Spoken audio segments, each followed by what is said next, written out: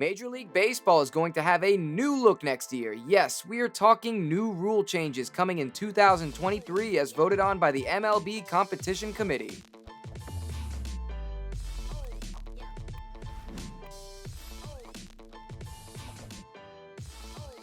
The first rule change we're going to see is the pitch timer. We've seen this being tested in the minor leagues for quite some time now, and it's ready for the show. Here's the breakdown.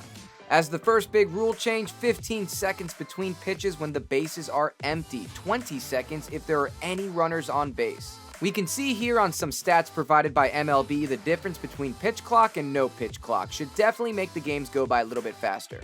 Batters will also see a change as they will only get one timeout per plate appearance now. Yes, one timeout per plate appearance. This is important to note. According to Baseball Savant, the pitch timer starts when the pitcher receives the return throw from the catcher and ends once the pitcher starts his delivery. Now, pitchers who violate the timer are charged with an automatic ball. Batters who violate the timer on their side are charged with an automatic strike. Now get this is a pretty interesting one. The batter must be in the box and alert to the pitcher by the 8-second mark or will be charged with an automatic strike as punishment. If there are runners on base, the timer will reset if the pitcher attempts a pickoff or steps off the rubber. With that being said, pitchers are limited to 2 disengagements, whether it's a pickoff attempt or a step-off per plate appearance. However, it is reset if a runner or runners advance during that plate appearance. Alright, get this. This is a pretty wild one. If a third pickoff attempt is made, the runner automatically will advance 1 base if that pickoff attempt is not successful. That's pretty damn harsh. Now let's talk about what is not considered a disengagement on the mound. Now, mound visits, injury timeouts, and offensive team timeouts do not count as a disengagement. Now, if a team has used all 5 of its allotted mound visits prior to the 9th inning, that team will get 1 more mound visit in that 9th inning. This is effectively serving as an additional disengagement.